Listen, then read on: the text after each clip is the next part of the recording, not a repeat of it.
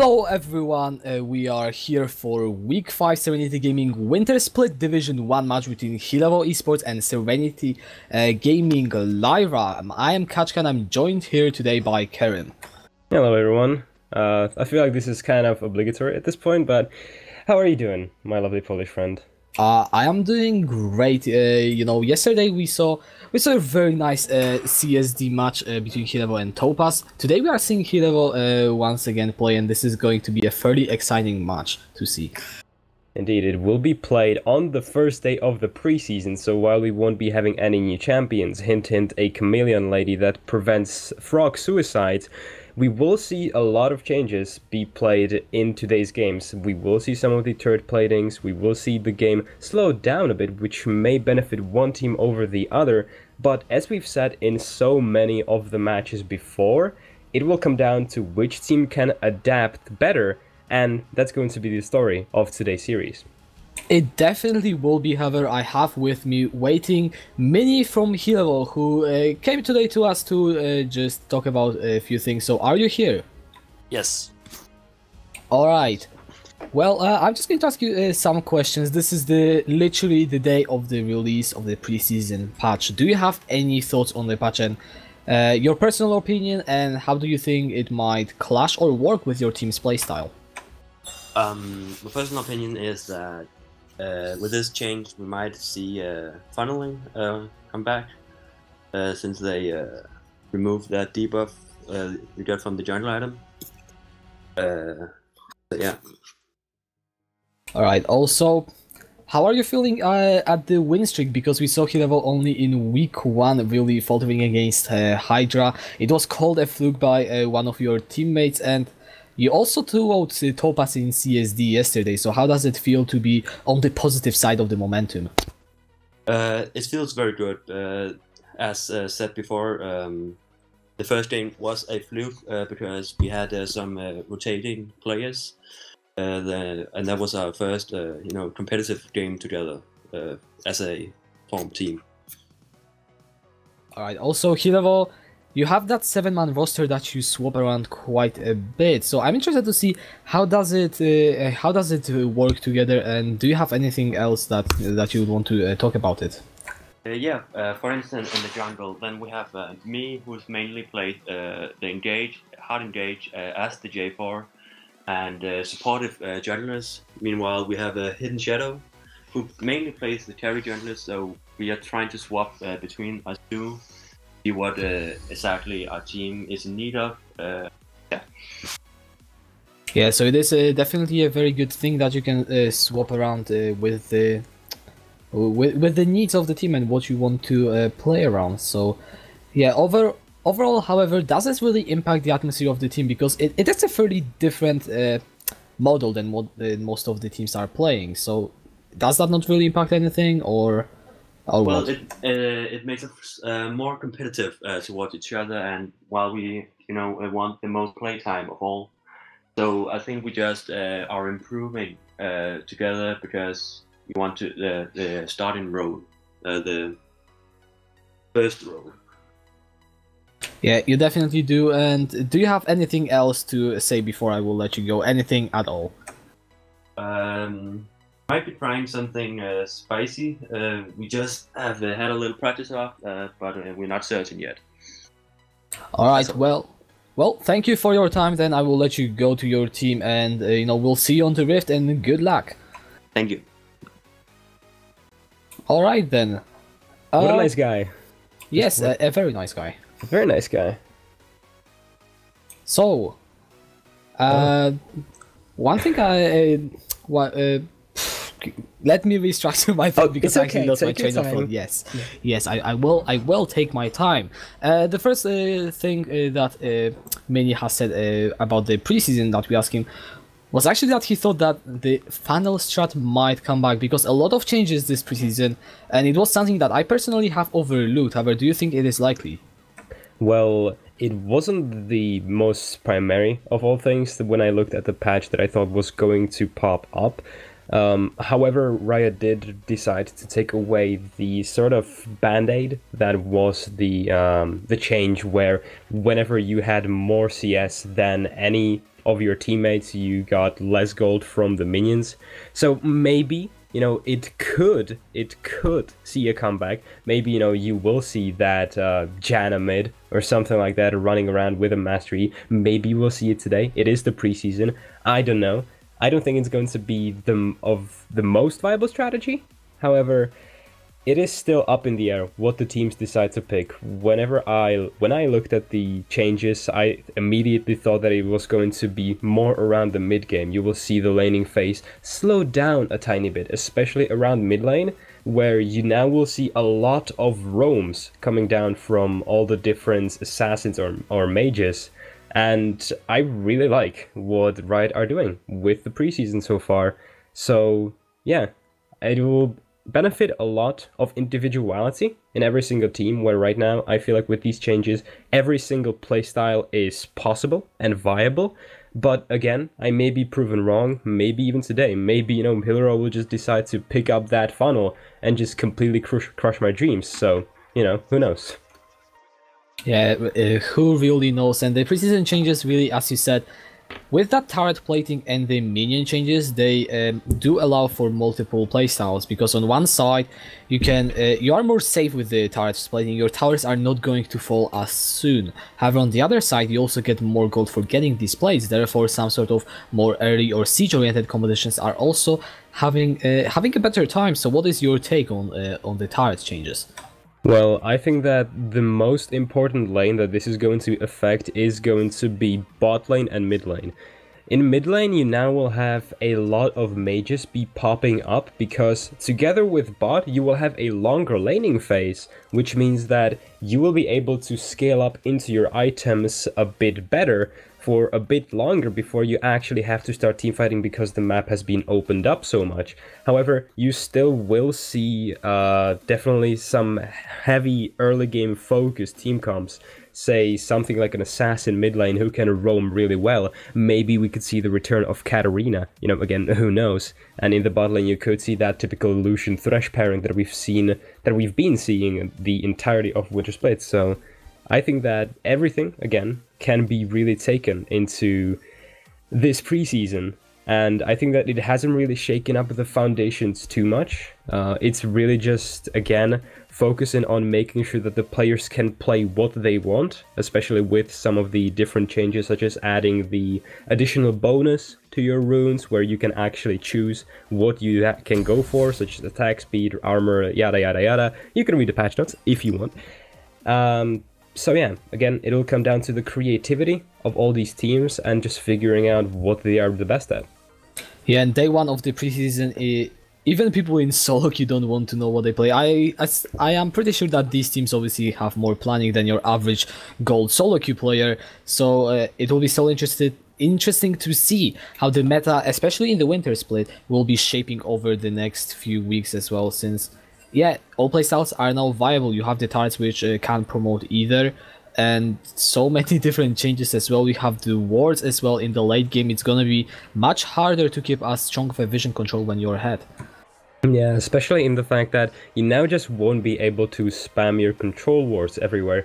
I think that this change is mostly focused around solo queue, even though you don't really tend to see, especially diamond and lower, you won't really see too many control wards be picked, especially in the mid to late game. However, it will impact those solo queue players that actually do purchase them a lot, especially now that your regular wards will also last a shorter time period. So if you have a team in this Wintersplit that doesn't really know how to put their vision down and play around it, it is going to be a massive hindrance towards just their overall playstyle, because it will just be that much more punishing. Yeah, and maybe taking a more specific look on this game right now, because I think we did break down the general gist of this preseason. However, there have been many more specific changes. Lissandra has been changed quite a lot, and Hunike Nonki do play her. Aatrox as well, slightly nerfed this patch.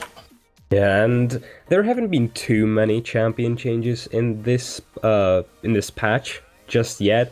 We might see some be optimized later into the preseason. However, for now, we will see that Hunike and Nonki be affected by Mostly that, Lissandra. I am expecting it to be either just straight up banned or picked, at least in one of today's games, just because the buffs that she has received will just pretty much make her a monster, especially with her new passive, where in team fights she will just become Elsa from Frozen and just freeze everyone. The Aatrox nerf,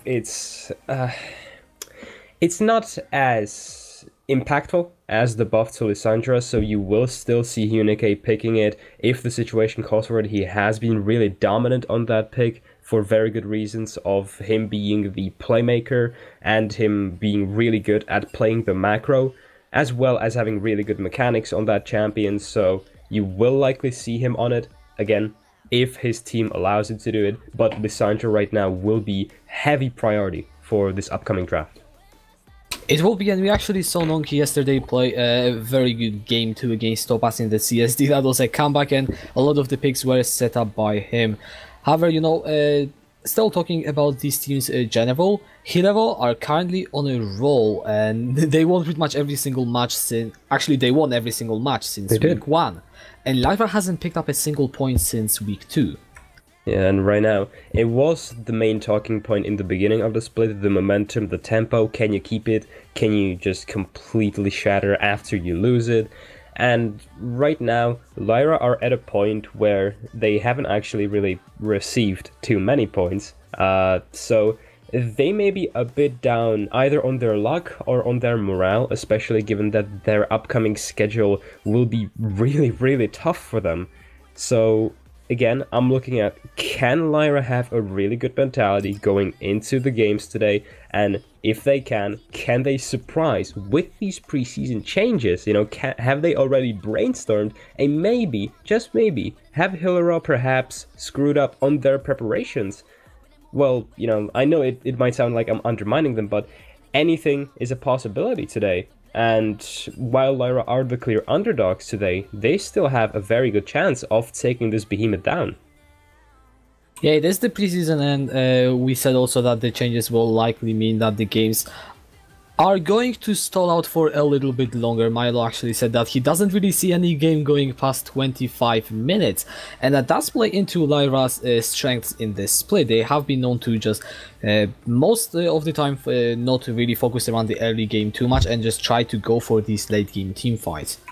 Yeah, and you also see them just completely collapsing in the early game, so you will see them now have the benefit from that turret plating, being able to survive the laning phase, even if just that bit longer, and maybe not being punished for their vision in the early game as much, given that it now just hurts them in the later stages of the game, where they have been really solid.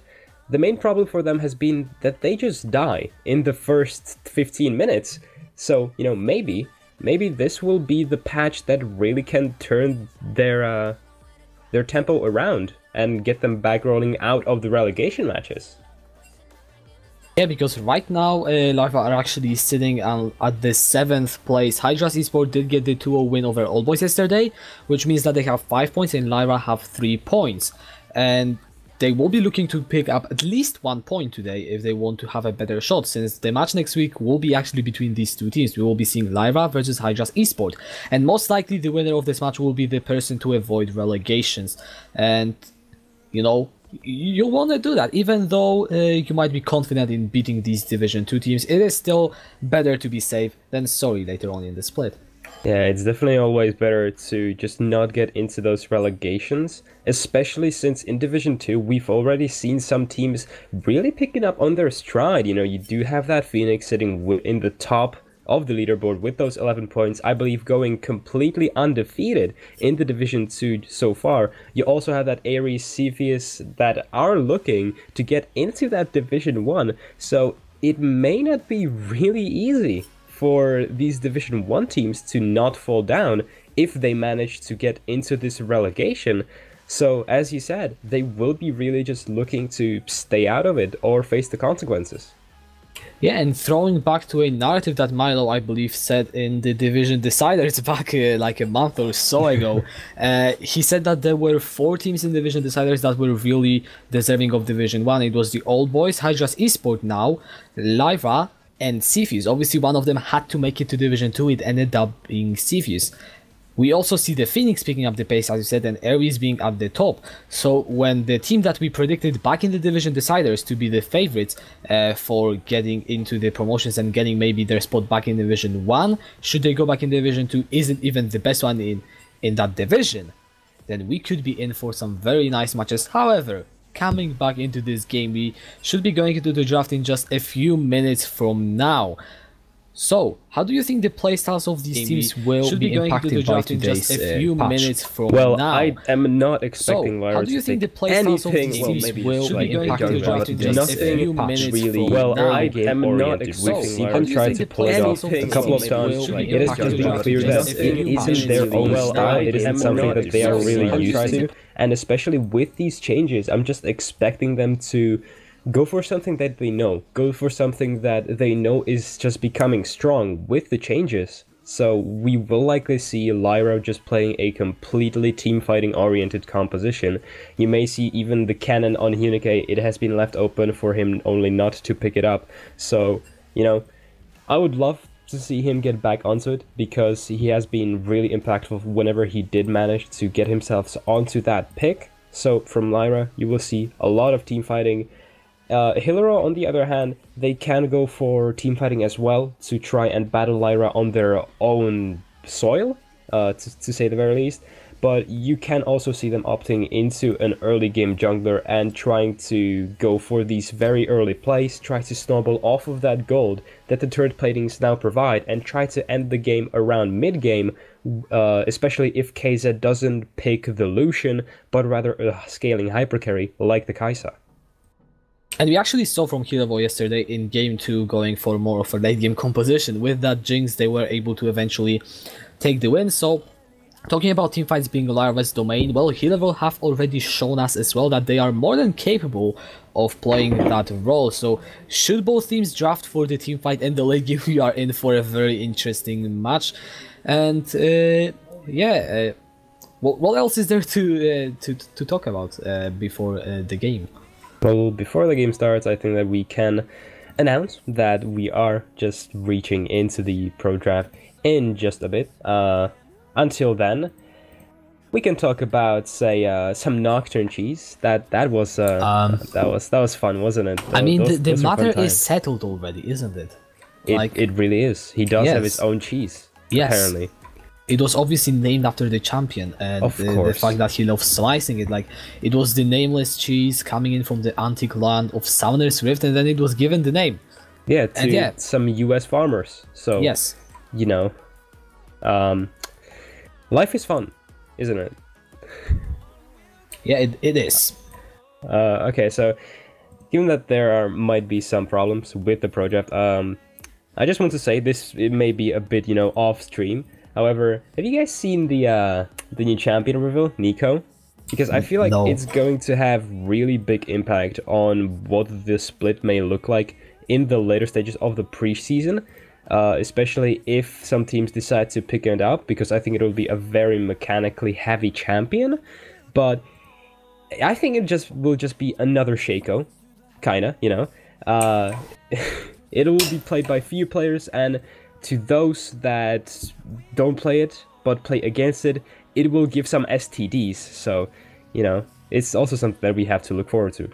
Alright, we are going into the draft. Hillerød blue side, Lyra red side. I would have something to talk about Nico, but the champion is still quite not here yet. What is here yet is the draft, and Lucian looks to be removed as the first ban coming in from Hillerød. Yeah, and this may already be a sign of Hillerød just going for that late game teamfighting potential that you mentioned. Taking away Lucian also could be looking to target Braum or something like that, something that has really good engage potential in the early game to get themselves into that mid game, where if they're confident enough that they can take Lyra on their own turf, just great. As you said, they proved yesterday against Topaz that they can play that composition, and that Heimerdinger pick, that's cute, just being banned away from Shim. Yeah, Shim has played it already, I believe, 2 times on the stream we have seen him. Both times he has been a fairly impactful person, not necessarily the most flashy, but a very consistent player, and not surprised to see that being removed. Anivia being banned by the Hillerød. Yeah, Knudsen has been a former one-trick of Anivia, you know, really in love with that frozen bird, so not too surprised to see it taken away, but the Kai'Sa, meaning that Hillerød really do want to go for that scaling late-game team fights. Kai'Sa does spike heavily around the mid-game, so she will be really playing to the advantages of the preseason changes so far, where you will likely see just mid to late-game fights. Alistar and Ezreal have been looked for Lyra. One change that I did notice that then when I actually read more into it didn't turn out to be that huge is that Ezreal did get a slight buff on his W. It was mostly on his AP scaling and the base damage, so probably not a very impactful change, but with how much damage he was already able to put out, definitely a helpful one. Yeah, especially if Lyra decides to maybe, you know, go for the cheeky AP Ezreal. It is something that I used to play, not so much now, given that I pretty much inted half the games. Regardless, Ezreal right now is still a really strong pick. I'm not sure how strong he will be after these buffs, but together with Alistar, we can expect that Ezreal will be probably just solo in lane, and Alistar will be just wreaking havoc in the mid lane. We've seen Killcore practicing the Irelia, so if he gets his hands onto that champion, you could see a lot of snowball potential through the mid lane.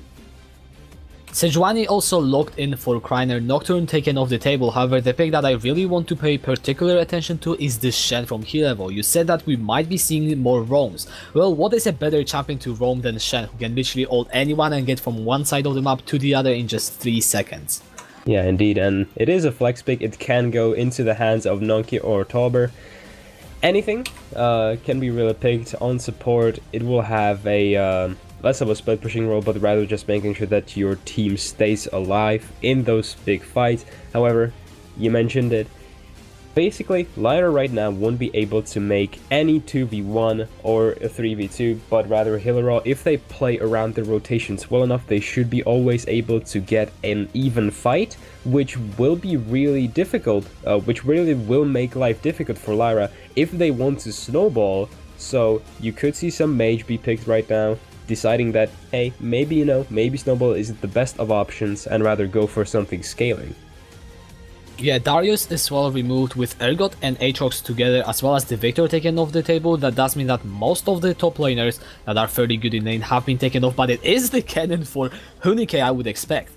Yeah, cannon for the Hunike. He's had really good performances on it. He is the shot caller for the team of Lyra, and whenever he has managed to get his hands onto this little squirrel man, he just destroyed the enemy teams. You know, he just came into the 5 people, he popped the Maelstrom, and yes, do you want to talk about Morgana?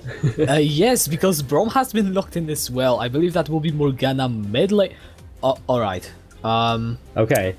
Yeah, I think that's a bit of an int in the pro draft. Something went wrong, maybe. I'm not sure. Well, it might be some cheese strat. Right now I'm not seeing anything in the Twitch chat. I cannot hear any League of Legends lobby chat ping noises going as well. Lyra, I think they have been confused as well. They are taking longer than expected on their last pick. It will be the Orianna, so I don't really know what is going on with the hero. But let's take a look at Lyra, because they have the Ken, they've got the Orianna and Sejuani, so that is a fairly strong teamfight composition. It really is a strong teamfighting composition, especially if Ezreal does go for the Iceborne Gauntlet together with that Mirror Mana. He will have the scaling on his side, so they will be able to combat Hillerød. Now, if these picks are legit, you will likely see Braum Veigar on bot lane. However, something that I'm also looking at is Kai'Sa in the jungle, Braum in the mid lane, Morgana Veigar bot, and Shen in the top lane. This may very well be the funneling strategy that Mini told us about. Oh yes, now it kind of clicks together. We saw Kai'Sa in the jungle last time when the funneling strategy was in full blown. You would see it paired with something usually like a Taric, but a Morgana would work very well against that Sejuani. So Actually, no one said anything. Hidden Shadow even emphasized with a go in capitals with multiple O's to just start the draft. So that is the Hillerød's composition. And what are you looking forward most in this comp? Well, right now, I'm just I'm a bit baffled. However, we should have seen it coming. Minnie told us that, you know, maybe they were gonna pull it off. He didn't really say that like that, but he did hint at it. And today, we will see if Hillerød are able to actually play this funneling strategy. Is Minnie that good of a jungler to be placed on a... Oh, right, sorry, Hidden Shadow. Excuse me. Is Hidden Shadow good enough of a player to be put into the spot of one single hyper carry? It may be also going to mid lane, so we still will have to see where or which person it decides to fall under. But man, we are in for one interesting game, especially because if Lyra managed to just again fall behind in the early game, they will have a really hard time against a super fed Kai'Sa in the mid game. Yes, we have seen what Kai'Sa can do in the LCS early weeks in the summer split. We have seen like people like Perks and Caps just getting pentacles left, right, and center. So I will throw off to a short break. We'll see you in game, and we'll talk more about that composition when everything will be confirmed. So we'll see you then.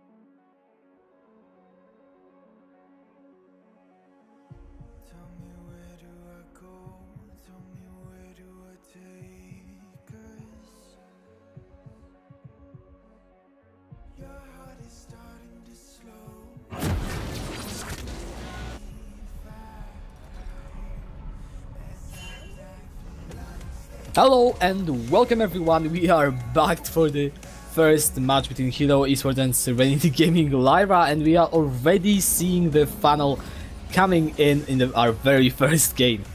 I feel like this is just really descriptive of what preseason brings, honestly, just every year. Just something new, and while the funneling strategy isn't as fresh as, you may have hoped for, something completely untapped, some completely secret territory. We've seen it in the summer split be utilized by many of the top tier pro teams. However, yeah, I'm actually still just gonna be in the game in just a few seconds. I just saw on the stream with the delay Hillerød going in for some 5-man invade, forcing KZZ to start with the arcane shift on the SVO. and that means that KZZ won't actually have too much poke level 1, which will make sure that Vigar will be able to farm and get a couple of stacks in relative peace. Now, Vigar doesn't actually really suffer from a too terrible of a laning phase. He doesn't have any mobility, so against any assassins in the mid lane he usually falters, but in the bot lane, especially when you're against something like Ezreal and not a Lucian, he won't have too many problems, although you could see that sort of be balanced out by Godfly if he manages to get some really good engages on this Alistar. Yes, however, let's take a while to just analyze this funnel composition, because we see actually Hidden Shadow being put on the Jankos duty, playing the Braum as the jungler. That's Jankos already said on Twitter that he can't wait to play it again. Well, Knudsen is going to be put on the Kaiser carry, and the entire team is pretty much built around making sure that he stays alive. Yeah, and if anyone is unaware of what the funneling strategy is, I am sure that most of you know what it entails. However, if you don't, funneling strategy is basically just where you put one of your players, most usually the mid laner, onto a hyper carry such as the Kai'Sa, and then put your respective jungler into a support role. Then you roam together around jungle and mid lane, you soak up all those minions and just get super ahead. Yeah, you pretty much are putting 2 sources of gold with one lane in the jungle and put it all into one person, and it is super efficient. However, if you build a composition around it like Hillerød has done now with the Event Horizon, with the Black Shield as well as the Braum and Stand United, if Knudsen gets ahead, then Lyra are gonna have a tough time, so they need to do everything they can to shut it down as soon as possible. Yeah, however, they don't really have the team composition for that. They have drafted heavily around the late game team fighting, whereas Knudsen will actually spike around mid game, so it may be a bit of a, I'm not going to say blunder from Lyra, however, the bot lane. Okay, yeah, the bot lane, we just saw Godfly going in. Vigar and Morgana are one of these very annoying lanes to play against as an Alistar, since they have so many ways to shut down your engage that you really need to find something extraordinary for it to result even in a summoner blown. Yeah, and I was going to say that this was a bit of a blunder from Lyra, however, it was honestly just a really good draft. KZZ actually dashing into the Event Horizon is gonna get binded up as well, will lose half of his HP as a result. And that's not too much damage. Vigar doesn't really get that much blow up potential. Why did I think of that? He doesn't get too much damage until his level 6, and then after he gets a couple of stacks, so, for now, KZZ will just live. And we'll just heal up from the Relic Shield and a couple of nice little potions, so good on them, good on them for surviving against the mage. Now, Knudsen already at 55 CS, and he really is utilizing the fact that the band-aid has been torn off by Riot, making sure that he actually gains all of that gold that he would have had otherwise lost if the change remained the same, where he just wouldn't get any gold. Yeah, that change really made sure that his funnel is screwed over. Meanwhile, we actually see Nonki in the top lane just bullying Hunike, pushing him under turret, already securing a sizable CS lead for this time of the game. Yeah, and this is really interesting and important to note. Kennen doesn't actually have a terrible laning phase. Given that he is ranged and has really good poke with his shurikens, he should actually be bullying Nonki out. However, Nunki is playing really well around him. He makes sure to go for these short little trades. He makes sure that he can catch Unike out whenever he just steps in front of the Shadow Blade. That sounds super edgy, actually, comes to think of it. Regardless, whenever he steps in front of the Shadow Blade, he just recalls it, slows him down, taunts him, goes for a short trick, and then backs off. So really well played from him in the top lane.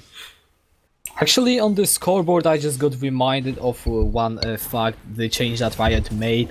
The bounties are actually going off CS right now, so even though Knudsen doesn't have any kills, he already has a 550 gold bounty by the looks of the scoreboard that I have on my screen. Not sure if it is visible on the stream right now. It isn't. However, now I believe it is 400 gold for whenever you reach a certain amount of CS above the enemy, above the average CS of the enemy team, and it just scales up after hitting 60, I believe. I don't know, it's like appearing and disappearing. I think the bounty system, Riot definitely made it so even if Knudsen doesn't find kills, after a certain point there will be a fairly stable bounty sitting on his head, and Lyra can definitely utilize it to get themselves ahead. Yeah, and that is the, I'm not going to say a problem, but the risk factor in the funnel strategy right now. You have this just giant sack of gold sitting on your main hypercarry, who is going to be the main point of attack anyway for the enemy team. Reiner just being bullied out of his blue buff. Yes, he doesn't get, however, a shockwave onto two members. Knudsen already flashing away, and looks like the blue buff will be secured by Kreiner. However, an ultimate committed. Meanwhile, in the top lane, we saw some fighting coming back to the bot lane. Yes, Hillerød picks up the first blood as Tauber gets the kill. Top lane coming back to Nonkey, who decay both very low. Flashes committed, and Nonkey will secure the kill. So Hillerød managing to find 2 kills across the map. Yeah, and in the bot lane, Tauber just managed to get a really good binding onto Godquai, and there was no way that he was going to run away from that. In the top lane, Nonkey really right now just proving that he is a really good Shen. Just killing Kennen after level 6 1v1. That should never have happened in the first place, but Nonkey somehow managed to do it, so really big props to him. Yeah, he did get it, and with that kill on the Shen, he will actually only increase his strength in the 1v1. We already saw that he can bully him out. Well, right now with the item advantage, it might just get worse. Yeah, and you already see some creep score advantages be created on the side of... Damn, I just completely blacked out, sorry. On the side of Hillerød, once again, my deepest apologies about that. Regardless, you do have that 1k gold lead on the side of Hillerød, so nothing too spectacular right now. The side of Lyra won't be just completely trembling from it just yet. However, they really need to just start beating the side lanes into submission, because if they don't do that, and the lineup of Hillerød actually manage to just make sure that they can survive, it's going to be real detrimental for them. Yeah, they will have to be very careful about what they decide to do right now. Alright, we should be actually seeing right now, however, in the bot lane we might be seeing some fight. Godquai just getting actually binded up. He is running very low on health, and the primordial burst from Shim will secure the kill. And well, that is detrimental. I just said that they shouldn't fall behind in the side lanes, and now you just have Shim getting that early kill on a Veigar who will be scaling regardless. Oh, bot lane, Kreiner trying to go in for a young Black Shield onto Shim will deny any further attempt. A nice Glacial Prison landing onto tower, however, here comes the Stand United, flash forward onto KZZ, but he will get away with his own flash, and Kreiner forced to burn his as well. The binding landing onto him though, and Hillerød looking to pick up their 4th kill, and Hidden Shadow comes in from the jungle with the Winter's Bite, finding another kill onto KZZ. And that is the instincts of a jungler, you know. He may be playing Braum, but he will just run out of a bush and try to kill steal a tiny bit. It really wasn't a kill steal, no worries. However, really well played from Hillerød, just playing around the map really well. You already have 115 creeps on Knudsen, which is just terrifying at 10 minutes. So Hillerød will be really happy with how the game has been developing so far. Yeah, and Shim actually has been able to pick up 2 of these plates, which will give him some bonus gold. He's currently sitting 800 ahead of KZZ, which, you know, you could argue that the plating turrets did give him some gold. You could argue that it wasn't really significant enough, but the fact still remains that right now Shim will be very scary on that Vigar. Yeah, and he already has that bounty on himself, which does tell you something. If a Vigar has a bounty on him at 10 minutes... Top lane, however, we are seeing Donkey no flash getting stand up with the Maelstrom, trying to go in with the Taunt, and Tauber and Hidden Shadow are here together with Knudsen. Hunike has no flash, no ultimate, and the Glacial Fissure will knock him up, and he should get stand up. Killer Instinct from Knudsen, but it is Hidden Shadow with the kill.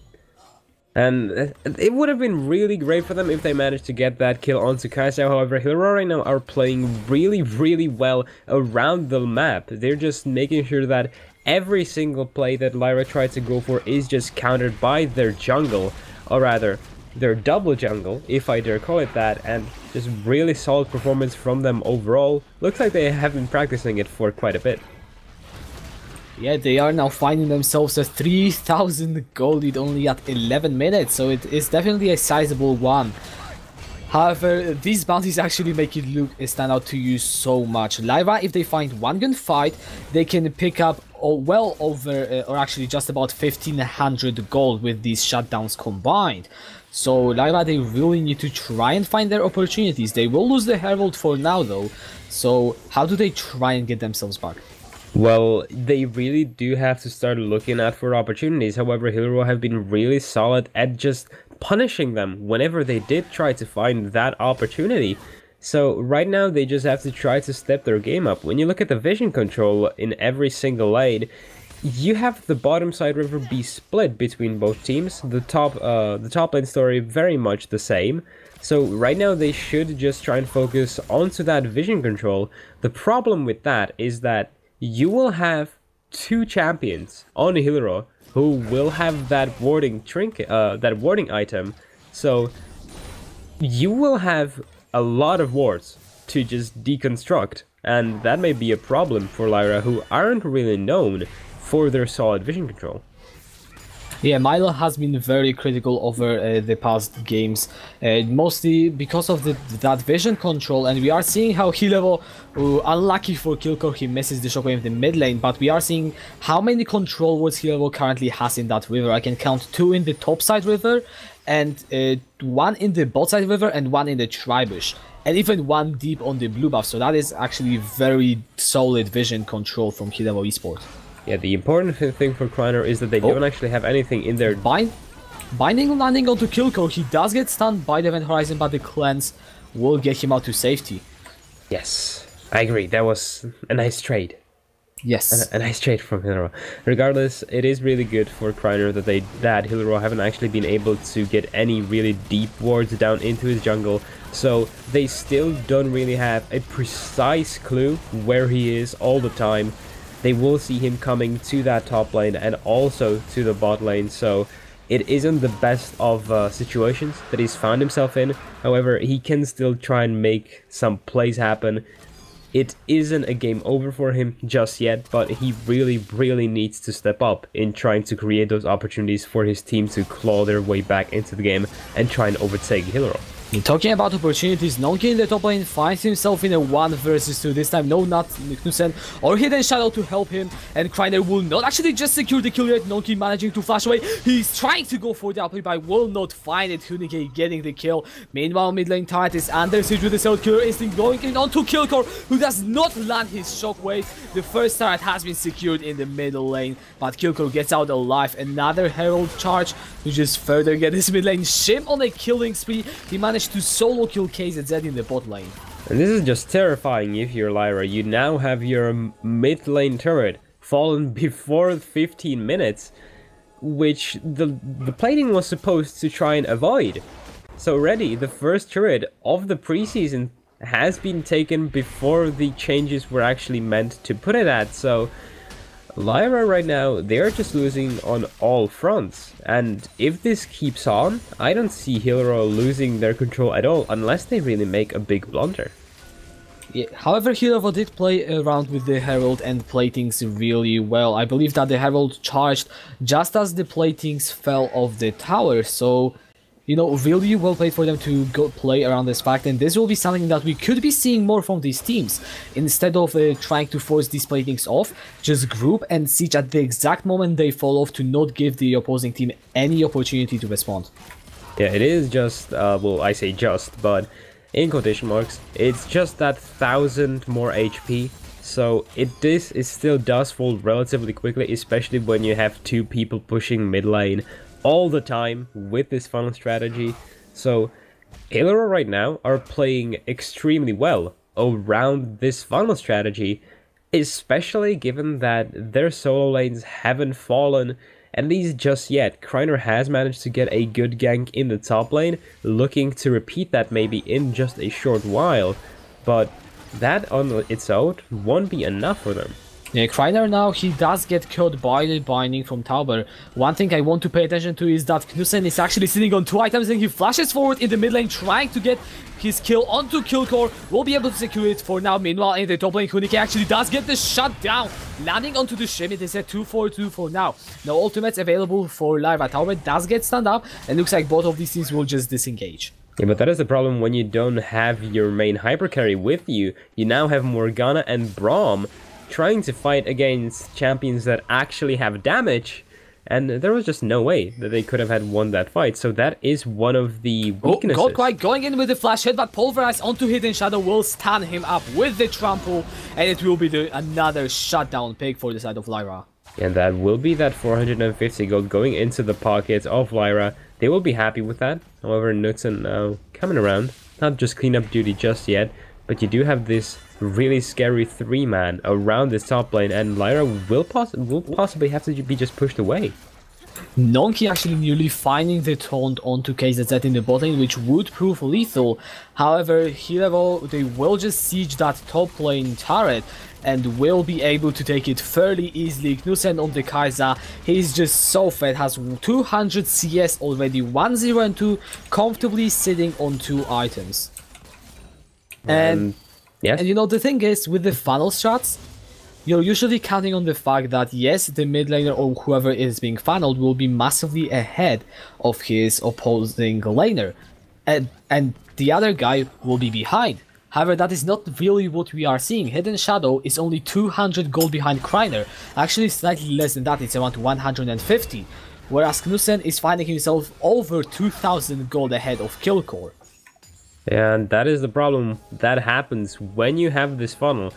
What you ideally should do in a utopic world, whenever you see a funnel strategy, is that when you have this funnel against you, you utilize the fact that you now have 2 people in the jungle, and you have those lanes that are really, what's the term I'm looking for? Exposed? Gankable? Exposed, thank you, my friend. Really exposed, so you put some pressure onto them and try to make those weaker laners collapse, especially if it is something like the Shen, the Veigar, the Morgana, and you just try to force your advantages there. But Lyra have just been unable to do that, because the solo lanes have won themselves. Yeah, and we are seeing Hillerød just establishing control over that bot side jungle. They are just placing their wards and defending them ferociously. They will just try and catch out everyone who dares come close. They will pick themselves up the Cloud Dragon. It is definitely helpful, especially since that Drake timer has been reduced, so now we can stack even more Drakes. Indeed, and I'm not quite sure now about the changes, but I believe it's not about how many Drakes you can stack, but rather how quickly you can stack them. So you will be getting that Elder buff really quickly compared to how it was before. So yes, I definitely agree with you. These Drakes will be really difficult for Lyra to try and just deny, especially when they're this behind. And in the late game, it may just come and bite them, because if you're going to be having an Elder buff at around 35 minutes, if this game even goes on long enough for that, you're going to be really just terrified of trying to fight that team, especially when you have this Kai'Sa and such a strong frontline. And Knudsen is already on his way to completing the Ginsu's Rage Blade on the Kai'Sa. Once he will get that, it will be very good. I have seen some people, when they saw the changes, saying that this item will kill Kai'Sa. I personally don't think that is the case. It might be a nerf in certain situations, but the situations remains unchanged. Once Kai'Sa gets that item, she will be very much stronger.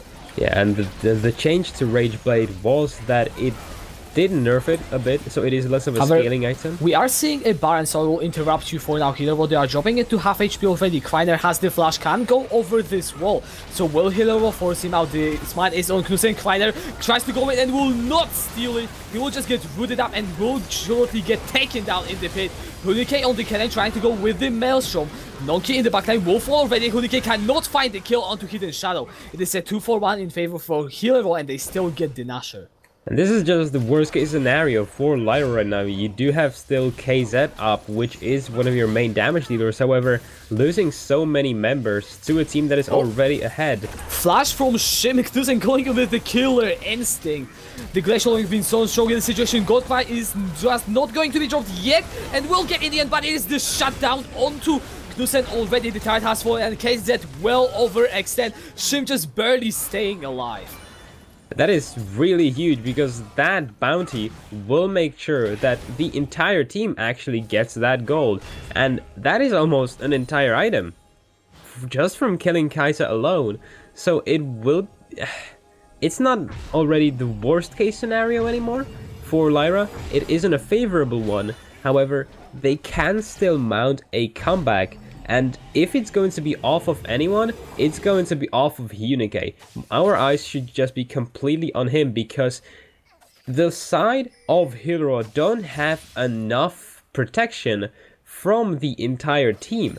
So whenever you will see Hunike running in with that Maelstrom, it will be very possible that while Kai'Sa may not get locked down herself, but the rest of the team will. And at that point, Lyra can look to teamfight. Yes, and there are some obvious weaknesses to the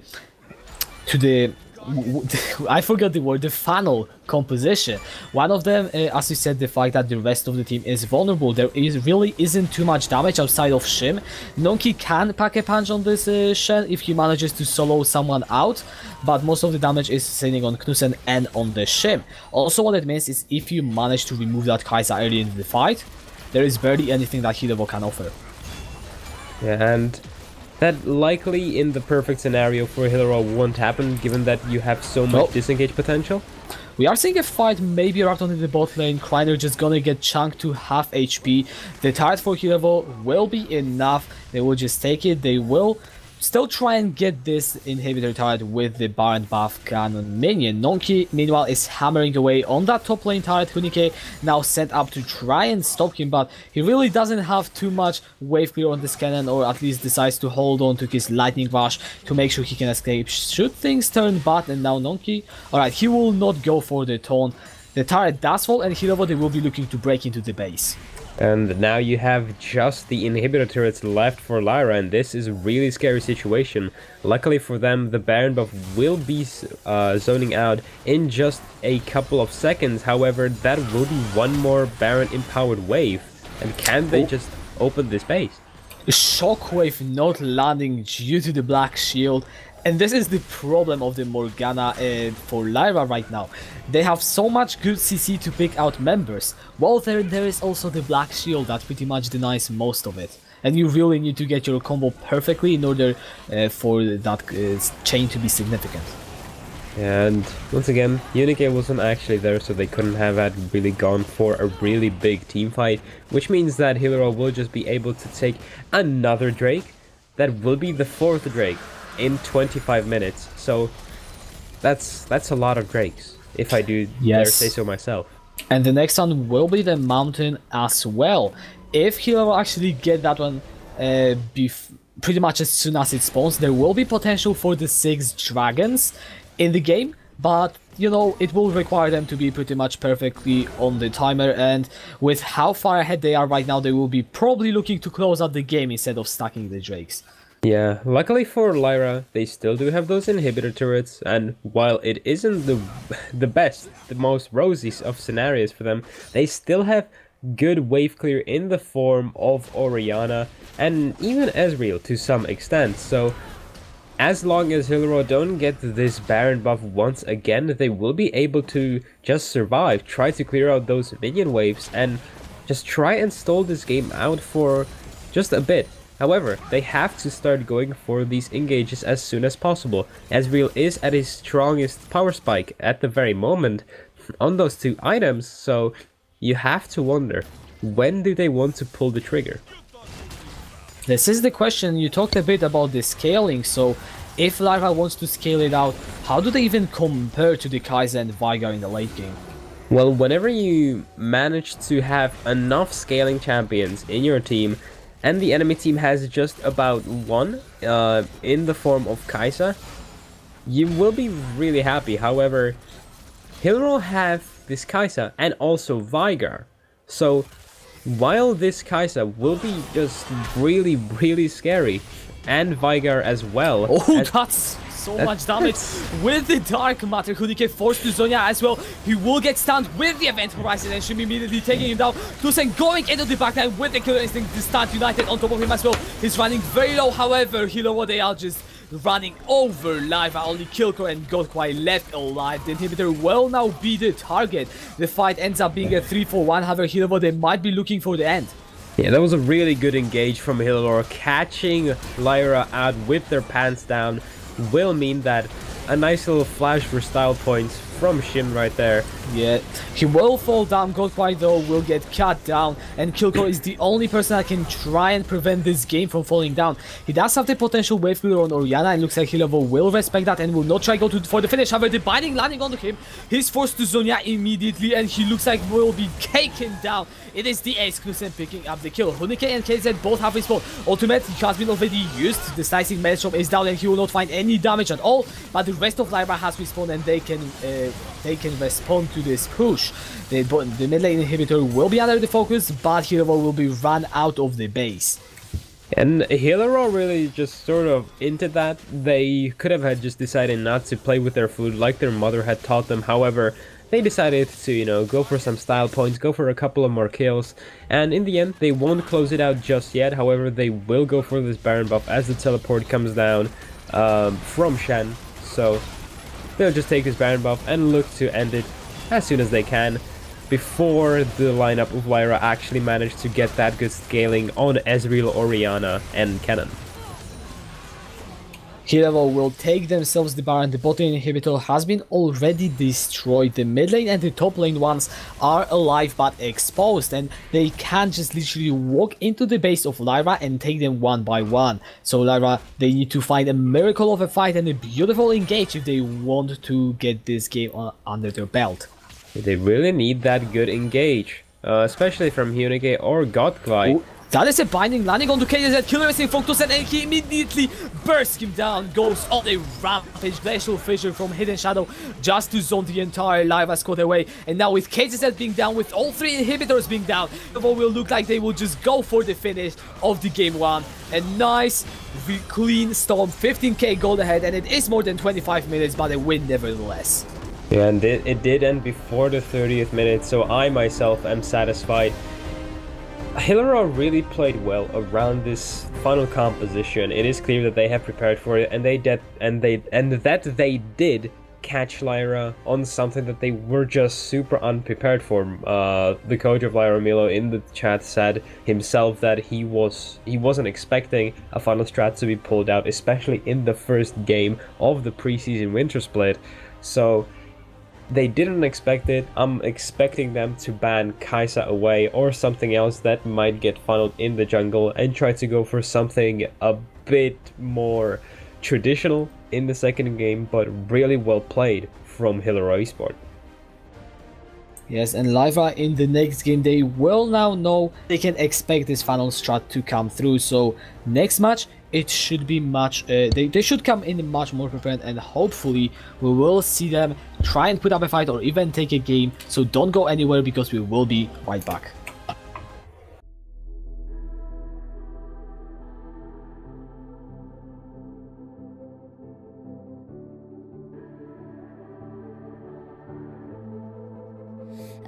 Legends never die. When the world is calling you, can you hear them screaming out your name? Legends never die. They become a part of you. Every time you play for reaching greatness, relentless, you survive. They never lose hope when everything's cold and the fighting's near. It's deep in their bones, they'll rot into smoke when the fire is fierce. Oh, pick yourself up, 'cause legends never die. When the world's calling you, can you hear them screaming out your name? Legends never die. They become a part of you. Every time you bleed for reaching greatness, legends never die. They're written down in eternity, but you'll never see the price it costs. The scars collected all their lives. When everything's lost, they pick up their hearts and avenge defeat. Before it all starts, they suffer through harm just to tell us a dream.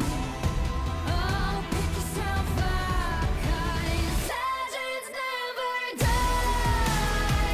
When the world is calling you, can you hear them screaming out your name? Legends never die. They become a part of you. Every time you bleed for reaching greatness, legends never die. When the world is calling out your name, begging you to fight.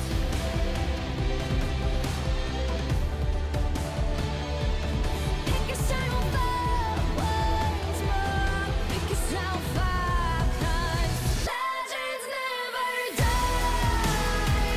When the world is calling you, can you hear them screaming out your name? Legends never die. They become a part of you. Every time you bleed for reaching greatness, legends never die.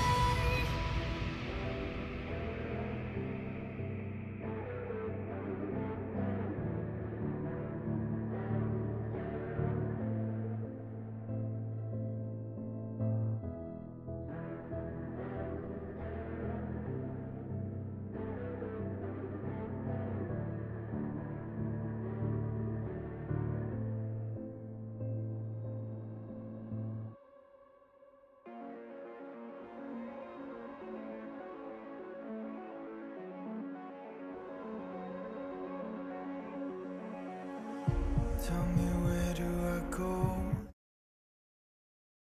Hello and welcome everyone. After the break, we saw Hillerød in game 1 take a commanding win against Lyra with the final composition, and Lyra are deciding to already remove the Kaiser. Yeah, and it makes sense for them just trying to take at least this one scaling hypercarry away from the hands of Hillerød. Now, the funneling isn't just off the board completely. They can go for something like a Zaya. We've also seen that be played in the EULCS, for example, together with the Braum again, or some other champions. So funneling isn't completely off the board from Hillerød. However, this best option for them will definitely be gone. Vire as well thrown on top of the ban pool. Lyra deciding that Shim was slightly too good at that pick, and they will pick themselves up the Zaya. Yeah, and I think that the Zaya will be going into the jungle, into the funneling position once again. Oh wait, no, that's Lyra. yeah, that's Lyra. Apologies. Okay, so Zaya taken off the board from Hillerød. I will refute my point. Apologies. Making sure that Hillerød don't get that hyper carry on that final position, and instead they reply with a Kindred who likely will be going solo. I haven't actually seen myself any Kindred games where she does get a full-blown support in the jungle with her, but you know, could be interesting. Could be interesting. We see Victor against Nar and Lyra actually getting the lovers duo as well. Nar is something that Hunike has played, and I'm pretty sure that Lyra are fairly content with what they locked in their first 3 picks. They do have that lovers duo in the bot lane, one of the strongest combos, at least in the meta, that was 8.22. On the other hand, you have Alistar, so it is a really strong counterpick into especially Rakan. He just tries to go in and you just decide that you cannot milk these and you pop him away from your AD carry, so in the end, you can't really do too much with him. However, it is still a strong duo, and right now I'm just looking at what can Hillerød lock in for themselves to that bot lane. We saw Veigar in the first game, likely won't be in the second game if they are opting for something that is, you know, a bit more traditional. We can expect that it will be something that traditional with the Victor, with the Kindred, unless you see Kindred on AD carry, which again would be something interesting, but I really don't think it's happening. Yeah, Kindred AD carry not the best thing. You can't really get these stacks. We see Lyra actually removing every single champion they removed. Could go into the Shim stance. Yes, we saw Knudsen on the Kai'Sa, but Kai'Sa and AD carry / final champion Heimerdinger, Veigar and Sivir removed specifically so that Shim has to dig deeper into his champion pool. And I wouldn't be surprised if Lyra decided to remove yet another AD carry pick. On the other side, yes, just ban the Draven. On the other side, Hillerød, Sejuani, Irelia, ban. Yeah, it is yet another pick, as Ezreal has been banned. Yeah, and banning Sejuani away from Kreiner, it did go through in the first game. Now, Lulu being picked means that it will likely be going into the mid lane, so it will be a sort of half funnel, if I can call it that. We will have to see what the last pick is going to be to prove that it isn't just a full-blown funnel. However, if it is just Lulu in the mid lane, Kindred in the jungle, you will still have a really strong duo to go around and roam. However, on the other hand, you have that buffed Lissandra going either to kill core or Unique, could be both, even though he likely will be on that Gnar. So, a nice pick from Lyra. And I actually like what Lyra have done right now. We are seeing Lulu, who will most likely go into the mid lane as you have said, which means that Kindred will be more or less buffed, and I'm losing my words. Yes, buffed as well, buffed up, and maybe not necessarily final, but have a lot of support. And Lyra, they have much more early game playmaking potential, especially at that level 6 mark with the Camille and Lissandra and Nar and Rakan. However, right now you have a really just buff team composition from Hillerød. You do have that Karthus, who likely will be going top lane, Victor and Alistar bot lane, Lulu mid, and Kindred in the jungle. So again, this will be really difficult for Lyra to shut down. And in this game, we have to be looking at Eternus. Can he do something in that jungle against Kindred before she actually manages to get those stacks and become the power-hungry lamb that she really is? Can he play around the buffed up Syndra? Can he make those potential plays happen? It will be a lot on his shoulders on this game. However, I think it is the game that can separate him from some of the other junglers in the split. One thing I just want to correct you on. I usually, yes, sorry. I am usually not, I'm usually not correcting people, but you know, it is Kreiner, and I don't blame you, because Kreiner, he mostly played these tanks and gank heavy junglers. He has lately actually been playing more of Camille, so I do understand that you could confuse him with Eternus, but you know, we're going to have to see. It's not the first time he's on this champion. And yeah, any like last comments on like what these teams are trying to achieve this game on top of what we said already? Well, they are definitely looking. Hillerød are definitely looking to get that Lulu Kindred train rolling. Apologies. They are trying to give this Kindred a couple of kills, make sure that she can get those stacks to become just an unstoppable monster in the mid to late game. Apologies. And just make sure that Karthus and Victor just get a relatively easy laning phase so that they don't fall behind completely, because with Karthus you can just bop people, and with Victor very much the same thing. Alright, and with that we will go into the short break as the teams will be going into the draft in the League of Legends client, and we will be waiting for the spectator delay, so do not go anywhere.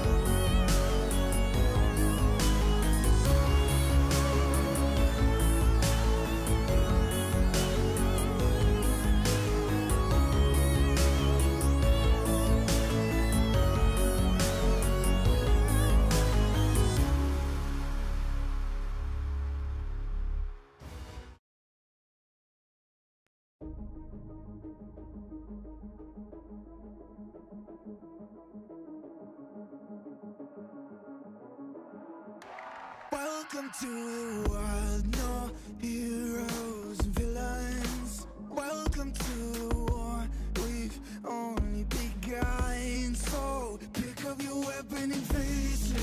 There's blood on the ground, go and take it. You get one shot to make it out alive. So higher and higher you chase it. It's deep in your bones, go and take it. This is your moment, now is your time. So prove yourself and rise, rise. Make them remember you. Push through heaven. Rise, rise. They will remember you. Welcome to the climb up, reach for the summit.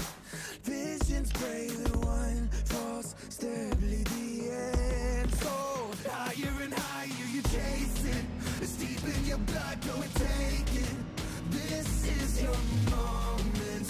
Take to the skies, go. Prove yourself and rise, rise. Make them remember you. Push through heaven. Rise, rise. They will remember you.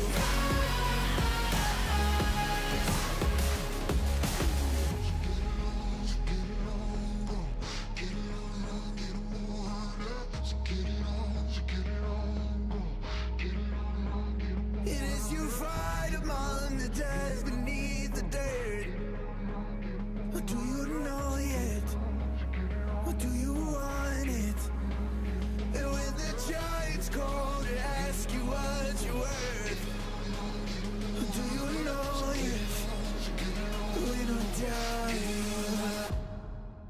Prove yourself and rise, rise.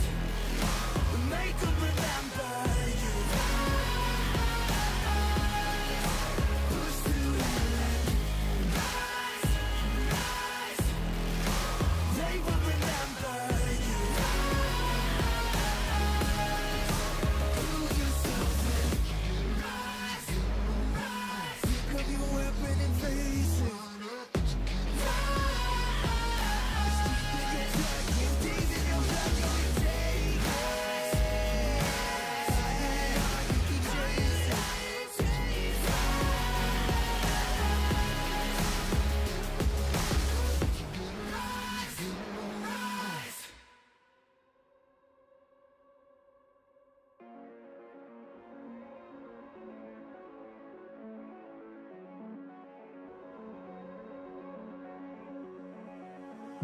Tell me, where do I go? tell me where do I take us? Your heart is starting to slow. May the water be safe. As I dive in, blood stains washing underneath the waves. A beat reaching out to keep you safe. As we fall, I can't hold on much longer. We're drifting down to the other side. Try to pull us under. Keep holding out for the other side.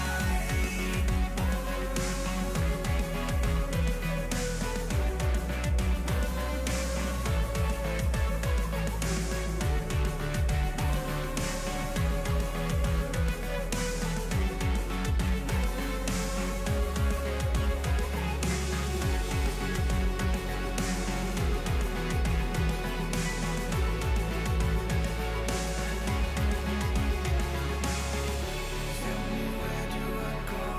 Tell me where do I take? Where do I go? Tell me where do I take? The heart is starting to slow. May the water be safe. The fire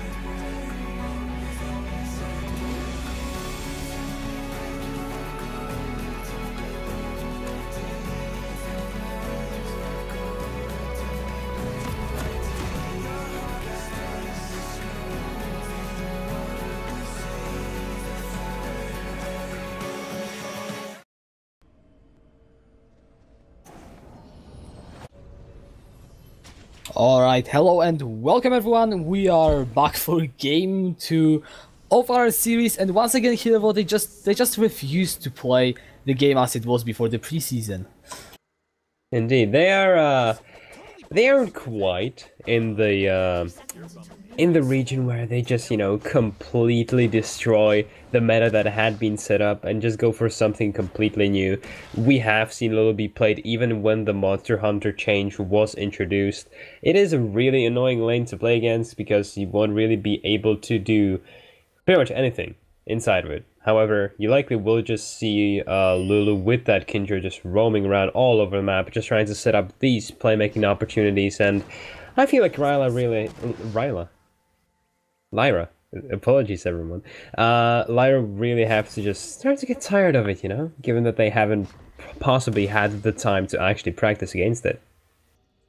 However, looking at their draft, they actually are adapting to the curveball that Hillerød are throwing. As I mentioned just briefly in the champion select, at level 6 you actually have the potential to try and shut this funnel down. You have the Camille ultimate with Kill Course, Lissandra, as well as Hurricane's Nar, and if Godquai can roam on his Rakan as well, then this could turn out to be really good. I still remember throwing back to LCS once again, when Final Comp was a thing, one of the most common counter picks was that Camille, since she could just be so strong in the early game.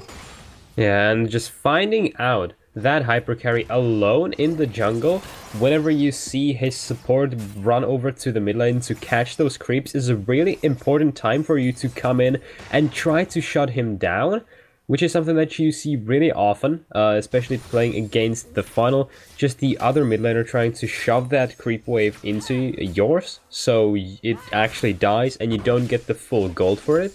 And at that point, you can try to punish the other the opposing jungler, because at that point he will be alone, because his support will be catching those creeps. So it is something that Lyra can utilize, and if they do, it can be a bit more difficult for Hillerød to pull off the same thing that they did in game 1. Yes, and my eyes are on the Hillerød to see if they can or if they will be stopped. This time it is actually a bit of a swap. Hidden Shadow in the carry position and Knudsen on more of a support. It's not a full support, it is a Lulu. I guess it's one of these champions that can be very annoying on top of being supportive, so we'll see how it goes. Yeah, right now she isn't actually playing the role of a Lulu mid, she isn't taking any of the CS, so she is really just funneling into Kindred. It isn't something that we saw before in the after the Monster Hunter, so it isn't something that they could have gone for. They're again just going for pure funneling, and we can just see and hope that it goes well for them once again. Are you baffled by my analysis, Kachka? Oh yes, yes, I am baffled by your analysis. Once again, missing my key binding. I really need to switch it to something better. It's okay.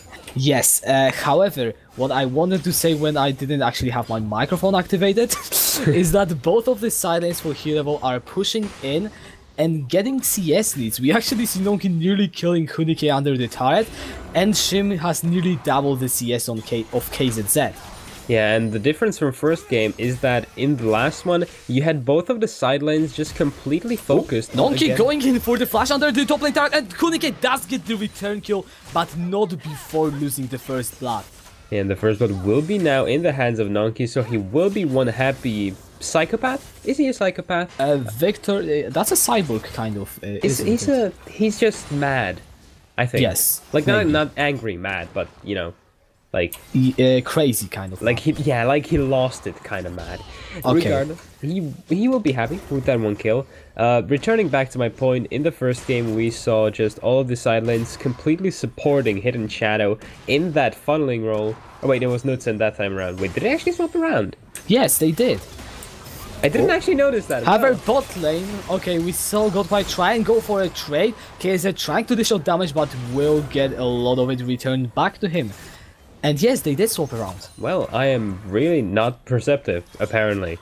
I mean, it is a funnel, so you don't really tend to think in terms of jungle mid lane. It's like who's getting funneled and who is funneling. Yeah, however, this is really interesting because if this game goes well for Hillerød, they will now have two people who are confident enough in their abilities to just completely carry the team on their backs. So that is also something that we actually have to look at as one of the aspects, because if they have more of these hyper carries, it will mean that they are just a stronger team overall. However, right now Tauber might be in a very bad spot. Ignite is down and KZ picks up the kill. Shim teleporting down into the bot side, and Lyra coming in with a good punish for the greedy recall from Hillerød. And really well played. Going in with the flash, Grand entrance misses. KZZ is very low. I'm not sure if he can fight, but here comes Kreiner, landing the slow with the tactical sweep. Shim has got the flash, will use it, and will get out. And really well punished from Lyra, making sure that they can get any of those opportunities that they can, utilizing the fact that they didn't have any jungler, essentially. They just have him roaming around the mid lane, still constantly, not going really for any ganks. And Tauber did overextend and got rightly punished for it, so good job from Lyra. Already going better than the first one, even though they are still lacking behind in gold. They definitely are, however, top lane Hunike, he might get killed once again. The Chaos Storm has been thrown, but the flash away and the running away will just get him to safety. Yeah, he just sort of zoned around the edge of that storm. He really played with our emotions there for a bit. Regardless, I'm guessing that you missed your key binding once again. No, I did not. Okay. I was thinking if you know, we were going to have like psychoanalysis of his of your emotions, or you know, of my emotions. Oh, you don't want to hear about those. Okay, I guess we'll skip that though. Yes, definitely. Talking about the general game state, we are seeing that Hidden Shadow is actually being funneled into fairly efficiently. His Now you see, it is really hard to talk about gold because he's ahead of Kreiner. However, Knudsen is behind of Kilgore, obviously. But he is doing fairly well. His bounty is sitting on 500 gold. And yeah, he's already working towards his warrior enchantment. So this Kindred will need to be stopped very soon. Level 7 already hit on Kilgore and Hunike. I mean, Hunike being level 6. So Lyra, they will need to start finding these plays. And while you usually don't tend to regard the support in the funnel as a particularly interesting or important person, with the Lulu you have to be looking at when can she hit that level 6, because as soon as she gets the wild growth, she can just look to run around with this Kindred and they'll have much more kill threat than when she doesn't have her ultimate up. Yes, Hidden Shadow will just be able to survive at this point, but they don't have any innate CC. As soon as that prerequisite is met, they have just become a really terrifying duo to just hold out against in a lane. Actually, it is very surprising to see a champion like Karthus just completely denying the Xayah and Rakan pressure in the bot lane. Shim has been so controlling of this lane that KZZ has fallen over 20 CS already on the Xayah and is being constantly under pressure. They only found that one pick, good on them, but nothing much more than this. Yeah, and Shim is really playing this character well. We see an engage coming in from Tower, Ignite down onto KZZ. Featherstorm has been used. He does get stand up and will get taken down with Tauber getting the kill credit. And Shim is just hitting every single Q that he can. And KZZ couldn't have just run away from him because, well, you know, it's Shim. He was just going to die no matter what. And one more kill, even if it's top lane over. though, Hunike and Nonki are jugging it out once again, but the Chaos Storm will do the job as Hunike falls in a 1v1 yet again. And now you have all of your side lanes once again falling prey to the team comp where you don't want your side lanes to lag behind. So once again, Lyra are going to be in a tough spot heading into mid game, especially after the turret plates fall down. Now in the bot lane, we are seeing Shim maybe got caught out of position to quickness, followed by the Grand Entrance, will get him stand up, Ignite is ticking down, and it will be a nice pick. Shim overextending, disrespecting the collapse potential, but now Lyra need to respect the very same thing from Hillerød, but looks like Hillerød will not go for the dive. Yeah, and right now, I feel like Hillerød are really just overstepping their boundaries a bit. I feel like they're getting, you know, just a bit too cocky. Oh. Top lane we see Nonki actually running out of mana, Hunike trying to run him down. Nonki is running very low, Hunike can try go for the kill, flash away. Will get him out to safety, the Requiem is coming down, Hunike will transform to Mega Gnar just in time. And that actually dealt virtually no damage to him. I just want to point that out. Yes, he did get that level up, but that really dealt almost no damage. I'm so sorry, Karthus, that your Requiem wasn't really appreciated by this weird squirrel. Yes. Well, so does that mean that both Kennen and Gnar are the weird squirrels, or what? I mean, both are, but Gnar has bigger fangs. So okay. That's how you can tell apart one from another, you know? Okay, yeah, because, you know, sometimes I was confused between the two. So thank you for clearing that one up. We just see Shim and Tauber going on that bot side, going to take the fourth plating once again. That is actually 160 gold for each plating. When they took 4, together shared, I actually didn't pay attention to who got which one or how much. They got 640 bonus gold. And I believe that all went to the bank of Karthus, who now has finished the loot in Zeko. However, now the bot lane of Lyra may be in some trouble, as you have 3 members of Hillerød. Yeah, they will be trying to get that last plating of the turret to Truthful, and a nice knockup onto KZ. The first turret blood actually falling. I wasn't sure how that worked, but now re-engage from Godquai.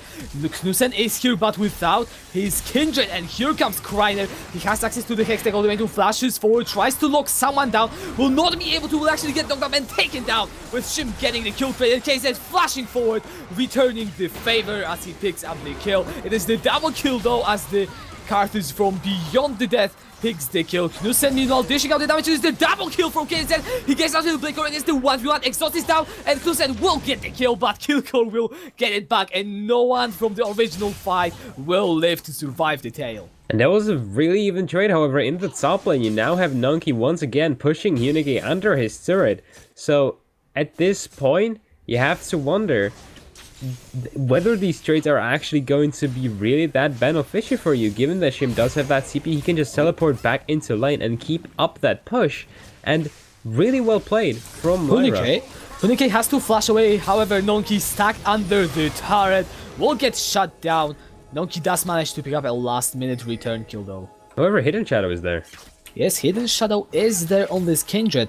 He is currently sitting with no kills, but he has been farming up very well. You can see it by this shutdown bounty being at 750, but here comes Knudsen and Hidden Shadow goes in under the turret.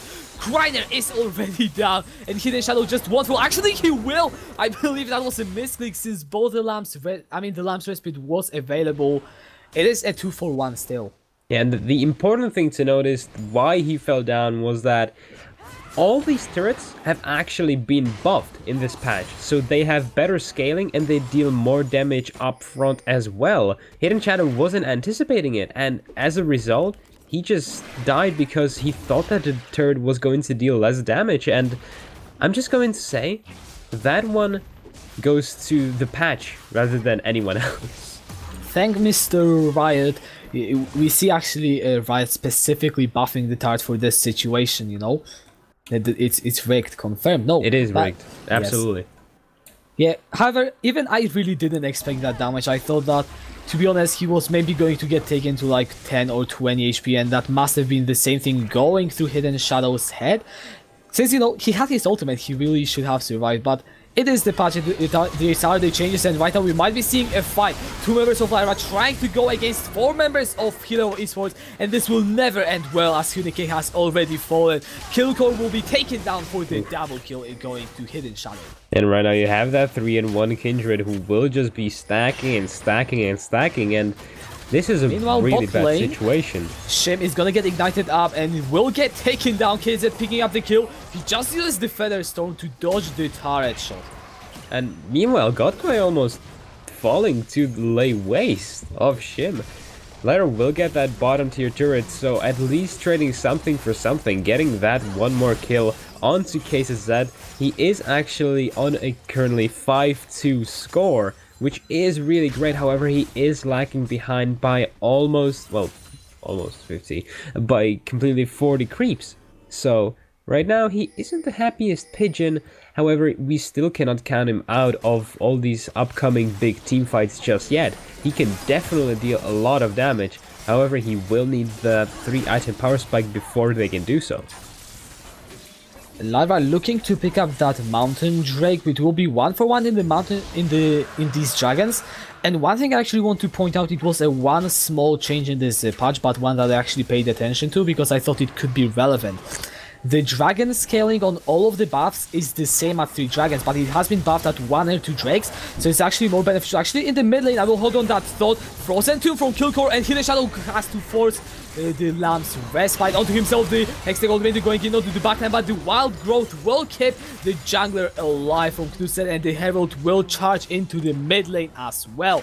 Hillerød looking to maybe secure themselves a second turret. Hunike is coming down from the top lane. Has not got the Mega Gnar, has the ultimate if he charges it. However, another turret will fall to Hillerød Esports. And meanwhile, Victor is just pushing bot lane. He doesn't really have a huge minion wave, so it isn't that much of a threat, but another mid lane charge from Herald will make sure that this turret doesn't fall just yet.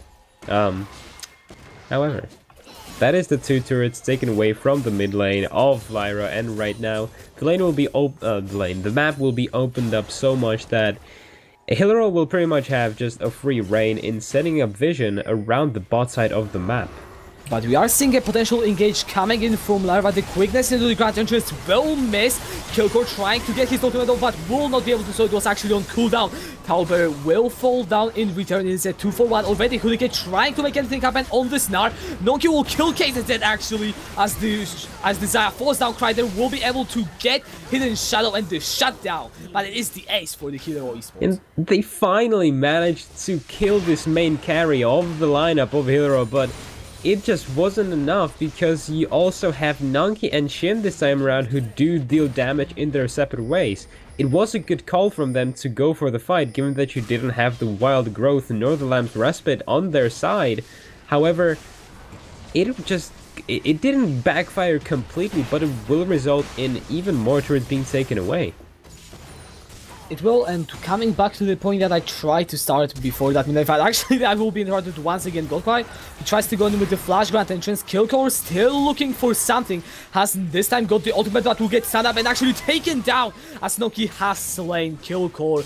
And looks like the fight might be over, but the Requiem coming in, Talbot going in with the flash over the wall, but will just slightly mess up the headbutt pulverize combo, which means no more kills. Oh my lord, that was so much damage though from that Requiem alone. It almost insta-gibbed KZ. I just want to point that out. That was like 3/4 of his HP just completely gone from one Karthus' ultimate. And with these funnel games, honestly, this does feel like a Division 2 game. we have 29 kills in just 18 minutes, action all over the map, and Hillerød, they are still controlling in this situation with a 7,000 gold lead. And right now they can just set up that vision around the top side and go for the Baron, who will be spawning in just under 2 minutes.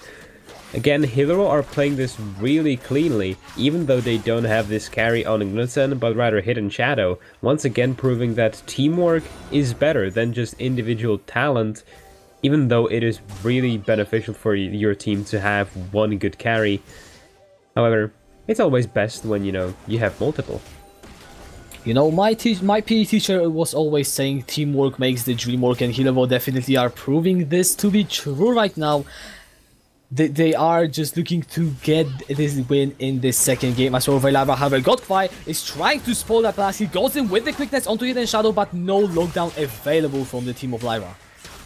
And right now, Lyra realized that they have to make something happen. They have to take Knudsen down. However, Tauber finding a two-man knockup onto Hunike and Kreiner. Both of them swiftly taking out Hidden Shadow with the double kill, flashing over the wall.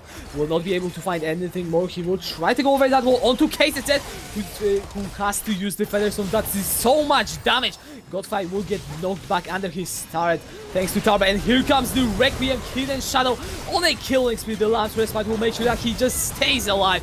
Nonki picks up yet another kill, and this will surely be the inhibitor for Hillerød. and this could actually very well be the game. You have 30 seconds on Killcore. Hunike will be respawning in just a bit, but that is still a 3v5. However, Hillerød will just say, we are happy for those two inhibitors. Goodbye, see you later. Baron is spawning in just a bit. Dragon will be up as well. Please come fight us. We will absolutely slaughter you. We do have this fat Kindred and this fat Karthus. And right now, Lyra overstepped because they needed to engage upon Hillerød. And it just... This one backfired completely. And the Baron has been started by Hillerød. They have more than enough damage. With the small buff on the dragons, meaning that one Drake is better. However, 3 Dragons are still the same.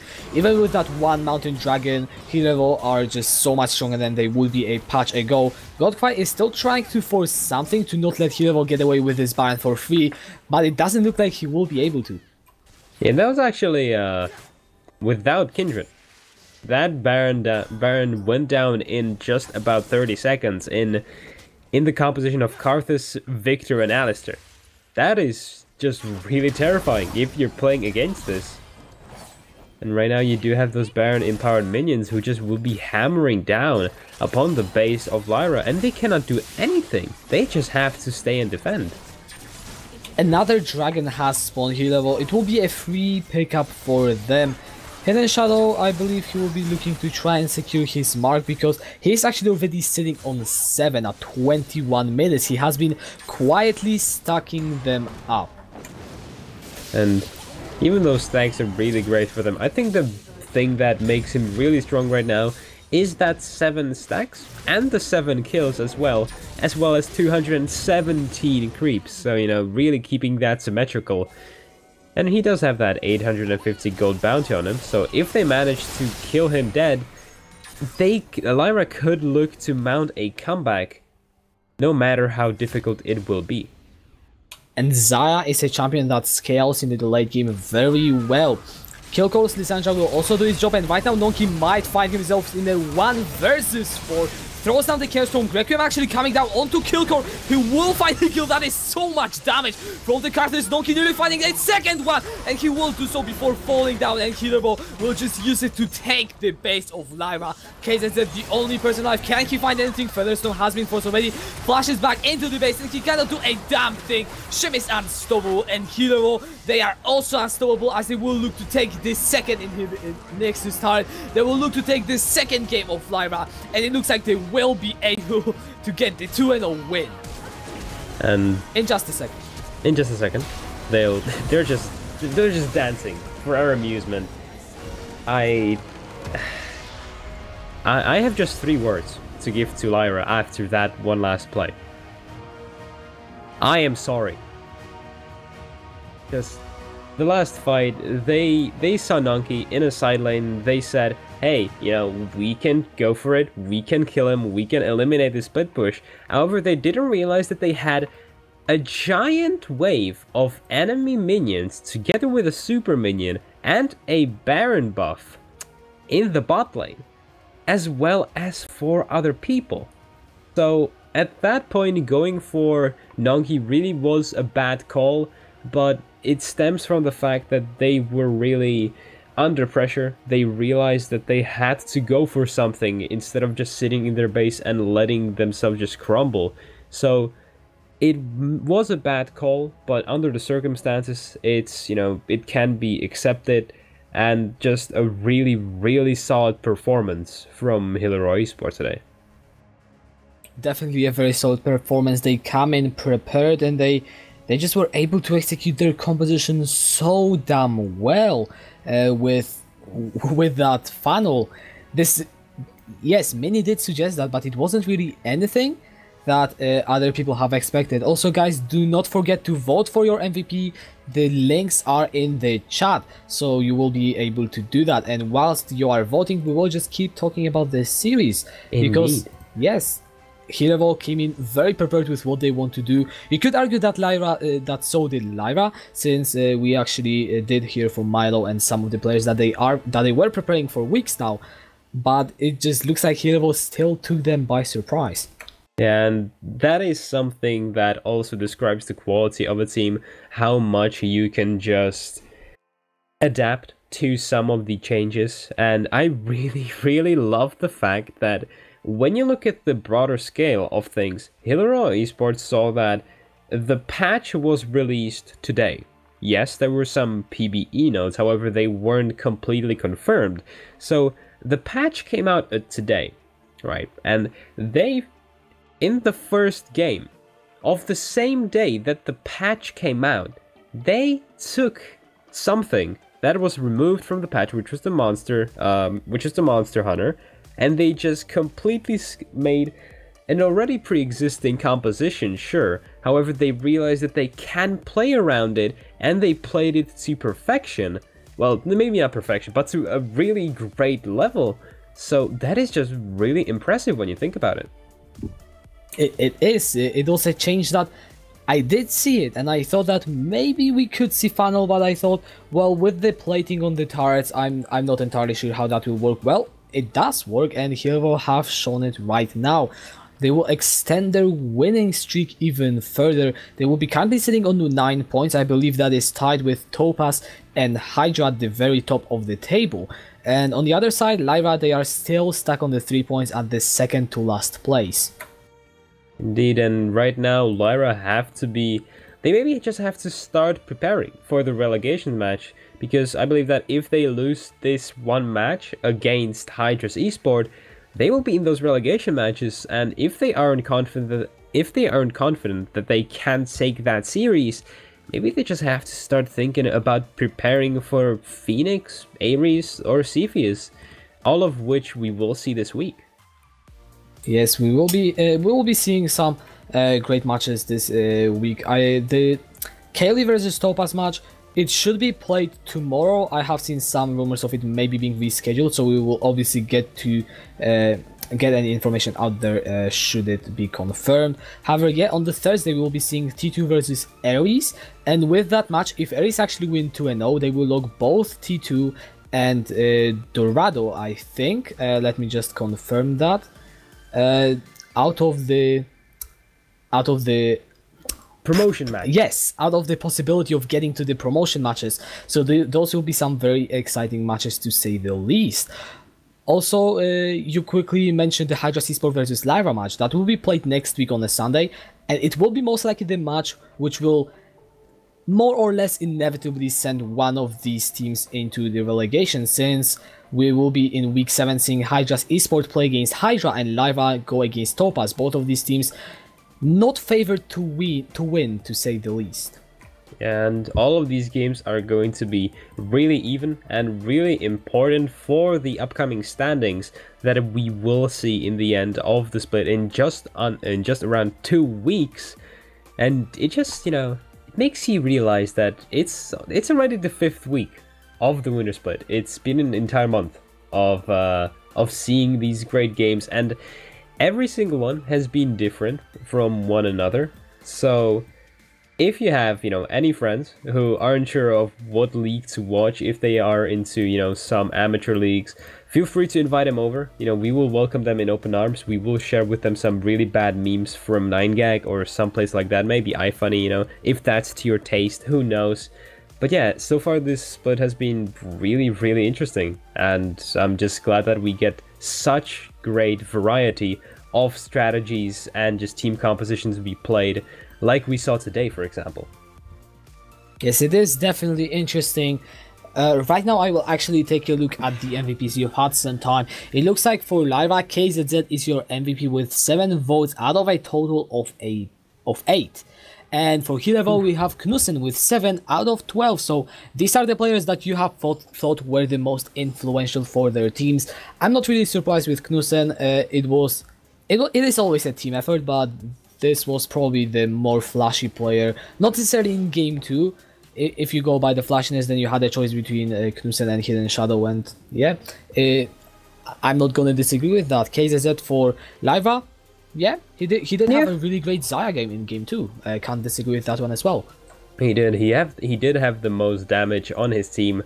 However, from this lineup of Hillerød, I just want to say, for the second game, let's play a guessing game, shall we? Who dealt the most damage? Don't look, by the way, at the graphs. If you've already looked, tell me. Who dealt the most damage? This game. The last game, yes. I'm going to go with Shim. Damn. Well, alright, that's Yes. a bit anticlimactic. Okay, yes. Yes, he did. Good job. You won an Superior Analyst. superior analyst, really. So he really did have a great second game as well, but the Kindred, the Kaisa, they were the flashiest champions in the 2 games, so I am not surprised to see them be elected MVPs. And what else is there to say about today? Not too much about today, so I will do our standard sellout session. Alright, let's go. So, follow us on Facebook, Twitch, YouTube, Twitter. Go and join our Discord, you can see these memes and whatever. Tell about us any other people who might actually be interested in watching our league. If you have some friends who they are looking for some amateur league to follow, then yeah, obviously tell us of them, because we are not going anywhere. And yeah, I believe that it is it. Yeah, and the only thing left to say is that my name has been Kerem. You probably know, because terrible puns and terrible jokes, that is my motto. The other lovely caster has been Kaczka, the Polish legend, the Slav living in Britain. And I'm going to say that has been it from us. Thank you everyone for watching, and we will see you just tomorrow, hopefully. Maybe not tomorrow, maybe some other time, but stay tuned and we'll see you in another game. Have a good night.